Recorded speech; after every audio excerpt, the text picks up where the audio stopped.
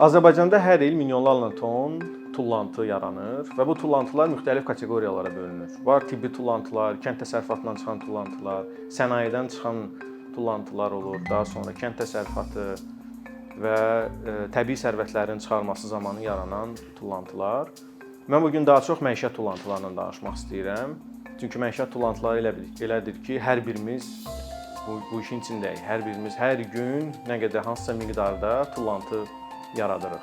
Biz hansısa banka gedəndə, bank növbəsi götürəndə və ya saqqız alanda və ya nəsə içəndə istər-istəməz tullantı yaradırıq.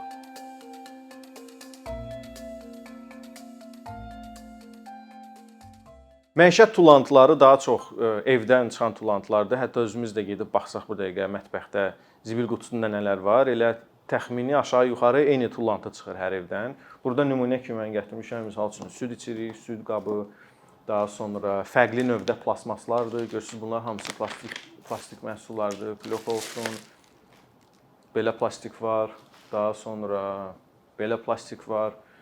Yəni fərqli növdə plastiklərdir. Hətta evdə krem istifadə edirsinizsə, çox güman ki, kremdən qalan plastiklərdir, diş pastasından. Və bunlar hamısı fərqli növdə plastiklərdir. Çünki əvvəllər biz qida alanda qablaşdırma daha çox az idi. Amma indi demək olar hər şey hansısa bir növdə qablaşdırmada gəlir. Hətta biz geyim də alanda hansısa qablaşdırmada gəlir. Daha sonra, məsəl üçün evdən bizdən şüşə də çıxa bilir. Xeyli şüşə çıxır. Sonra mən sizə göstərim. Bayaq dediyim kimi plastikin fərqli növləri var.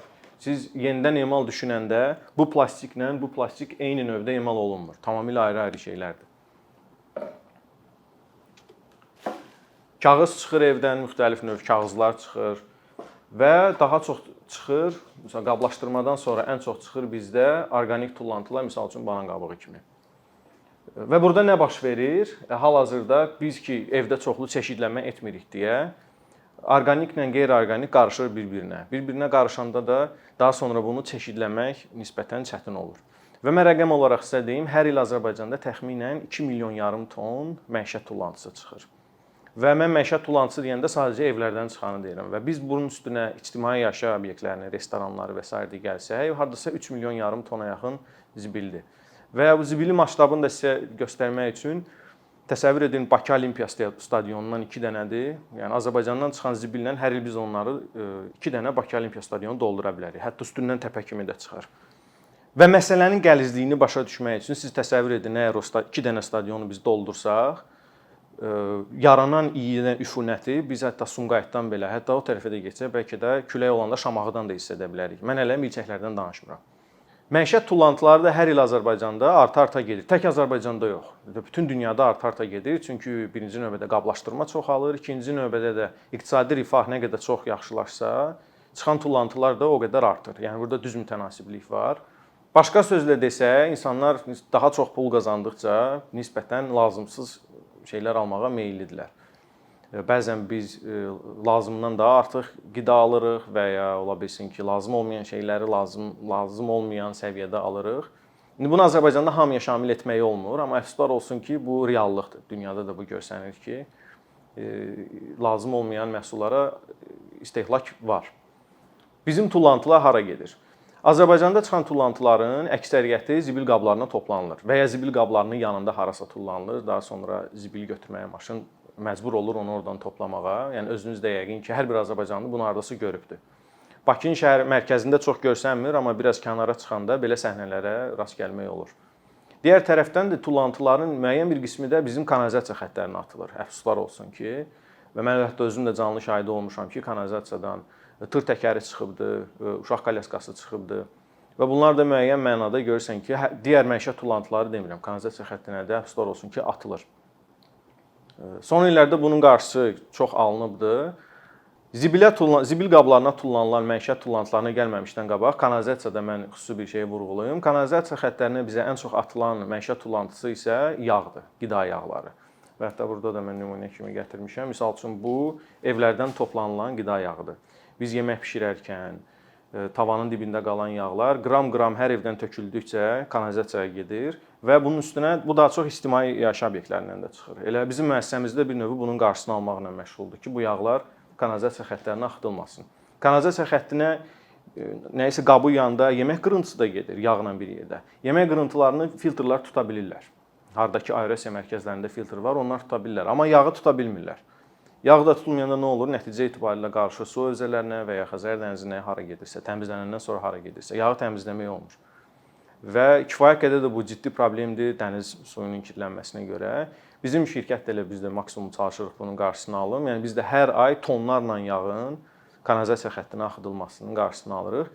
Və eyni zamanda da əfsuslar olsun ki, bəzi hallarda biz görürük ki, tullantılar yenidən qida zəncirində istifadə olunur. İstifadə müddəti keçmiş tullantılar da ola bilər və hətta biz yağ məsələsində də görürük ki, bəzi işbazlar gizlin olaraq tullantı yağları qida zəncirində istifadə edirlər, əsasən heyvan yemində, hansı ki, bir çox ölkədə bu qadağandır. Azərbaycanda ümumi vəziyyət necədir? Son 4-5 ildə çox ciddi addımlar atılıbdır sırf bu tullantılarla bağlı və xoşagələn hal odur ki, biz bu atılan addımlarda görürük ki, müxtəlif dövlət qurumları arasında koordinasiya var və hətta dövlət proqramları da qəbul olunubdur. Misal üçün, Ekologiya Nazirliyi bir neçə yox, hətta neçə ədəd qeyri-qanuni poliqonları taparaq məhv etmişdir, ləğv etmişdir o poliqonları son illər ərzində. Daha sonra biz görürük ki, İqtisadiyyat Nazirliyi nəzdində Təmiz Şəhər Balxanı Sənaye Parkı var. Orada mühit yaradılıbdır ki, tullantılarla, yenidən emalla məşğul olan şirkətlər gəlib orada rezident ola bilsinlər. Hətta biz özümüz də oranın rezidentiyik və görürük ki, orada müəyyən hətta imtiyazlar var, hansı ki, tullantı ilə məşğul olan şirkətlərə lazımdır belə imtiyazlar ki, o lazımı olan həcmə gəlib çıxa bilər. Daha sonra biz görürük Qida Təhlükəsizliyi İnstitutu ciddi nəzarət edir ki, istifadə müddəti keçmiş məhsullar və ya ölkəyə idxal olunan yararsız məhsullar düzgün utilizasiya olunsun. Onların da xüsusi proqramları var bu barədə. Zibilin toplanılması barəsində özünüz də yəqin şəhərdə çox görmüsünüz ki, əvvəlki illərə baxanda bir çox yeni zibil toplama maşınları gətirilmişdi Azərbaycana. Hətta gördük ki, bəzi yerlərdə qutular da, zibil qutuları da dəyişdirilib, konteynerlər dəyişdirilibdir. Amma məndən sorsanız ki, bu kifayətdir, demək biraz çətindir. Çünki dünya ilə müqayisə eləyəndə biz görürük ki, dünyada daha çox dövlət bu işdən biraz əl çəkir. Dövlət kənara çəkilir ki, özəl şirkətlərə şərait yaratsın ki, özəl şirkətlər bu işlə məşğul olsunlar. Amma bizdə hələ ki, özəl şirkətlər zibildə olan kommersiyanı görmürlər. Və digər tərəfdən də bunu görmürlər deyə zibildə olan problemi də görmürlər. Hətta biz də görmürük. Çünki heç kim zibili görmək istəmir. Amma dövlət bir növ bizdə bu problemi görür deyə hal-hazırda özü ciddi çalışır, məşğul olsun bundan. Yenə də dünya praktikasında görsənir ki, dövlət də o qədər də uğurlu alınmır. Gələk yavaş-yavaş dala çəkilsin ki, özəl şirkətlərə şərait yaradılsın ki, özəl şirkətlər işləsinlər. Və dövlətin də bu işlə məşğul olmağı müəyyən mənada dairəvi iqtisadiyyatın yaranmasına nisbətən çətinliklər yaradır. Çünki kommersiya təşkilatları və ya fiziki şəxslər bu zibildə olan imkanları görmürlər. Hal-hazırda necədir? Dövlət tərəfindən toplanılır zibil və gedir poliqonlara. Poliqonlarda artıq o zibillər məhv olunur, utilizasiya olunur. Və bu zibillər də zibil qablarında qarışır deyə onsuz çeşidləmək də çətin olur. Yəni zibil çeşidlənməyəndə artıq oradan nəsə bir kommersiyalaşdırmaq həqiqətən çətindir. Baxmayaraq ki, Bakıda çeşidləmə zavodu da var. Yenə də orada proses çətinləşir, çünki biz evdə çeşidləmirik zibili. Bu barədə də əslində bu özü də böyük bir məsələdir. Maarifləndirmək kimin boynuna düşür? Dövlət özü eləyəcəksə maarifləndirmə, dünyada da görmüşük ki, o qədər alınmır. Yaxşı alınmır və ya çünki kommersiya məqsədi yoxdur. Kommersiya şirkətləri daha çox meyilli olurlar maarifləndirməyə.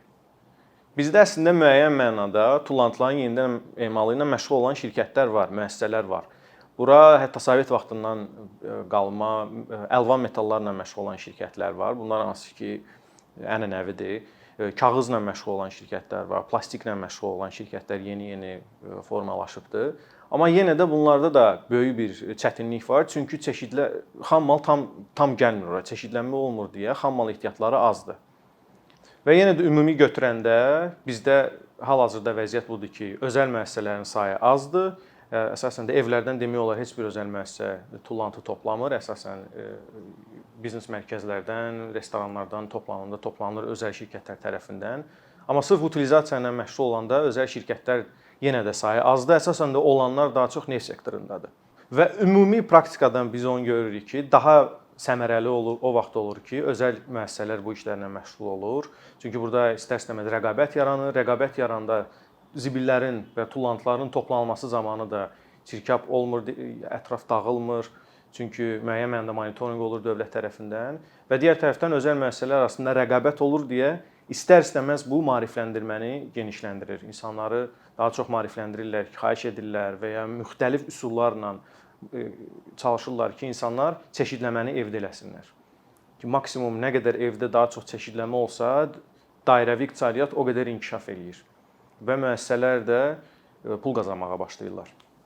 Bütün bu deyilənləri nəzərə alaraq mən belə düşünürəm ki, çox yaxşı olardı ki, bizdə də nisbətən o keçid dövrü başlasın, dövlət yavaş-yavaş tullantılardan aralansın və xaricdəki kimi, yəni burada nəyisə yenidən kəşf etməyə ehtiyac yoxdur. Dövlət yavaş-yavaş aralansın və bir məqamlı faktor var ki, burada bələdiyyələrin rolu istər-istəməz qabardılmalıdır. Çünki nə qədər icma səviyyəsinə düşsə tullantıların çeşidlənməsi, o qədər daha rahat olacaq.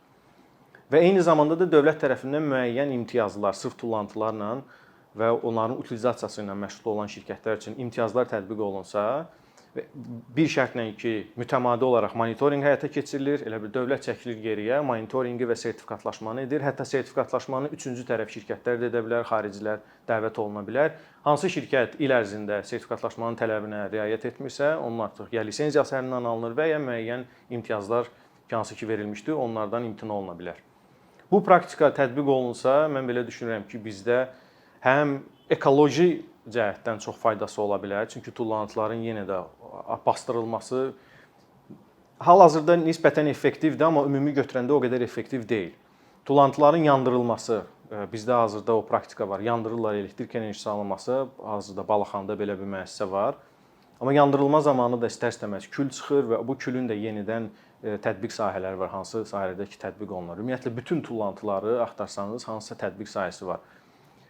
Plastmasdır, kağız və s. Mən əminəm ki, bir çox müəssisələr burada formalaşar ki, bununla maraqlansınlar. Hətta xaricdən də gəlib maraqlanmaq istəyənlər olar.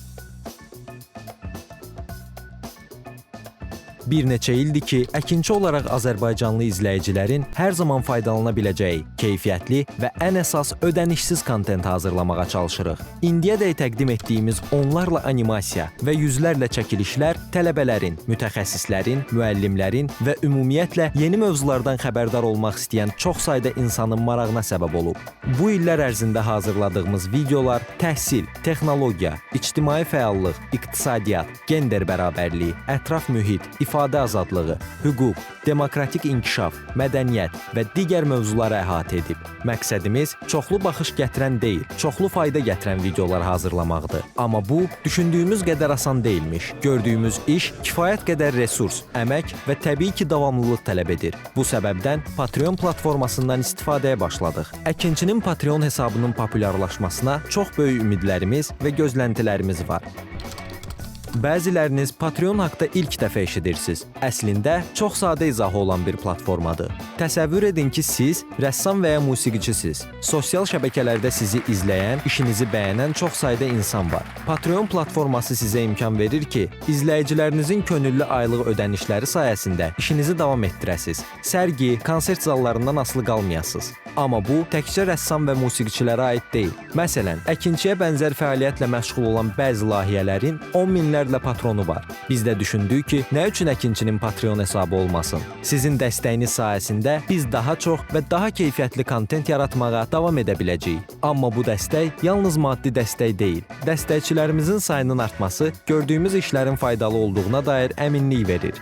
Patreon platformasından istifadə çox sadədir. Hesabınızı açırsınız, sizə uyğun dəstək növünü seçirsiniz və Patreon özü hər ayın ilk günü kartınızdan seçdiyiniz dəstək növünə uyğun ödəniş tutur. Bu qədər. Sonda onu demək istəyirik ki, dəstəkçilərin sırasına qoşulmaq istəyən, amma məhdud imkana görə bunu edə bilməyənlər narahat olmasın. Daha öncə dediyimiz kimi, bizim əsas məqsədimiz daha çox insanın hər zaman faydalana biləcəyi keyfiyyətli və ödənişsiz kontentin yaradılmasıdır. Bunun üçün mütləq patronumuz olmalısınız deyə məcburiyyət yoxdur. Amma imkanınız patron olmağa çatırsa və bizim işimizi bəyənirsinizsə, patronlarımızın sırasına qoşulmağınız bizim üçün çox önəmlidir.